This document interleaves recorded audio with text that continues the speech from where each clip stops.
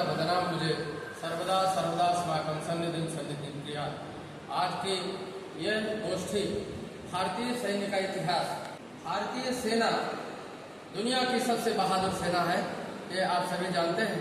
सभी विद्वत साथियों, इस जानकारी के साथ मैं बताना चाहता हूं कि मैं 1999 में जब कारगिल का युद्ध हुआ, उस समय मेरी फर्स्ट पोस्टिंग कारगिल में थी। मैं RTJCO junior commission officer religious teacher के पद पर जब पहली ज्वाइनिंग करने गया, मेरी बटालियन जयपुर में स्थापित थी और वहां से उसे कारगिल युद्ध का टास्क मिल चुका था। कारगिल में श्रीनगर से आगे जैसे मैं पहुंचा और सोनामार्ग में हमारी पहली रात में जब वहां से तोपों की सलामी, वो फोर्स और बहुत सारी तोपें चल रही, युद्ध उस समय चल रहा और वहाँ की बर्फीली हवा, निश्चित रूप से मुझे देश के लिए जाना था। चूंकि मेरे वाइस चांसलर ने मुझसे कहा कि आपको तो यहाँ लेक्चरर होना है, प्रोफेसर होना है, आप क्यों जा रहे हैं?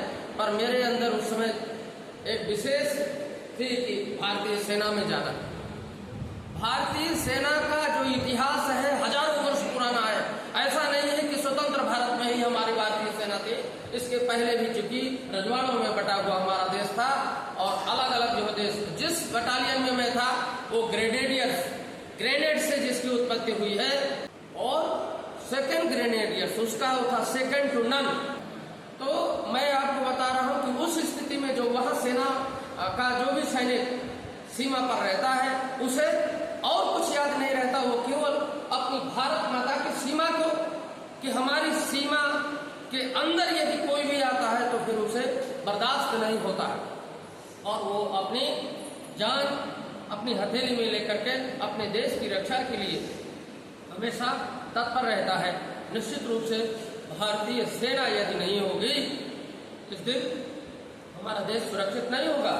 देश की जो सुरक्षा है, चाहे वो विदेशी घुसपैठी हो, आतंकवादी हो या कोई भी हो, उसमें सबसे पहली गोली हमारे सैनिक ही खाते हैं। इसलिए सेना के लिए हमेशा हमारे अंदर बहुत बड़ा एक स्थान होना चाहिए। अगर हम देश की रक्षा और सुरक्षा की बात करते हैं, देश का धर्म जो है हमारा सबसे बड़ा है, तो हम सेना को, जो भारतीय सेना को हम भुला नहीं सकते हैं।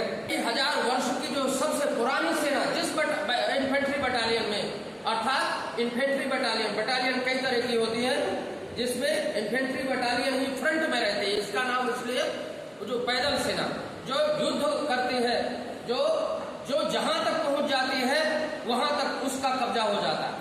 अर्थात जिस देश की जो है इन्फेंट्री बटालियन, वही सबसे फ्रंट में रहती है, वही युद्ध करती है और वो जहां तक, जिस जमीन पर जहां तक पहुंच जाती है वहां तक उसका कब्जा हो जाता है। उस समय हमारी सेना 5353 सबसे ऊंची जो चोटी है, उसके आगे जो हमारा पाकिस्तान अधिकृत कश्मीर है, वहां पर हमारी भारतीय सेना चली गई। इसके बाद पाकिस्तान की सेना ने समर्पण किया और सफेद झंडे दिखाए और वहां ऊपर तक बात हुई।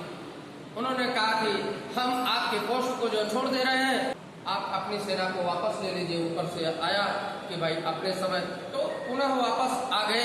तो ये कहानी वहां की बहुत गोपनीय कहानी है, उसे और आगे हम नहीं बताएंगे, क्योंकि हमारी शपथ होती है, बहुत सारी चीजें वहां की नहीं बताई जाती हैं। लेकिन आज जरूरत है, हमारा बहुत सारा कश्मीर पाकिस्तान के कब्जे में है, गलत ढंग से उसने अधिकार कर लिया था और एक दिन ऐसा होगा और शीघ्र ही होगा जब वह पाकिस्तान अधिकृत कश्मीर भी हमारे कब्जे में होगा।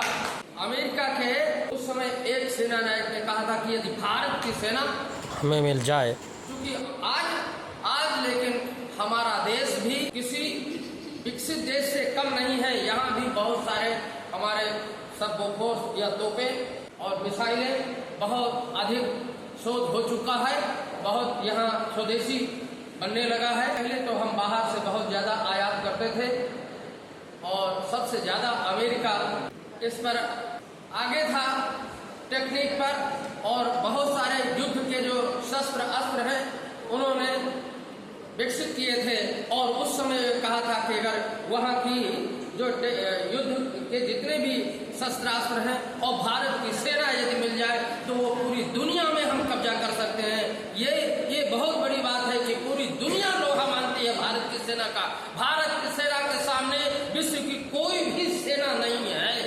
आप समझिए कि उस समय का युद्ध, ऐसा युद्ध कहीं दुनिया में हुआ ही नहीं कि जो वो आगे चोटी में ऐसे ऊपर आकर के बैठे हुए थे और हमको ऐसे सीधे नीचे से ऊपर जाना था 5353 की ऊंचाई में, और वहां जाकर के हमारी भारत की सेना ने उनको मारा और सिखा दिया कि अब कभी भी कोई भी दुनिया का व्यक्ति भारत के सामने आंख दिखाने की कोशिश नहीं कर सकता है। भारत की कोई सेना, भारतीय सेना का इतना दिमाग बुलंद है कि भारत की सेना के सामने, लेकिन भारत की सेना के लिए भारत के जितने भी नागरिक हैं, भारतीय हैं, हम भारतीयों का कर्तव्य है कि सेना का हमेशा सम्मान करना चाहिए और भारतीय सेना का जितना भी उसका मुराल है हमेशा ऊपर रखना चाहिए।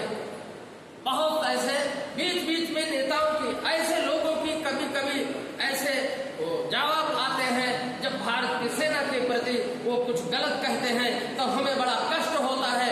उनको ये सीख लेना चाहिए, भारत के कोई भी ऐसे कोई भी व्यक्ति हो, यदि भारत की सेना के बारे में यदि गलत ढंग से कोई भी जवाब देता है और गलत शब्द बोलता है, वो पूरे भारत के लिए ठीक नहीं होता।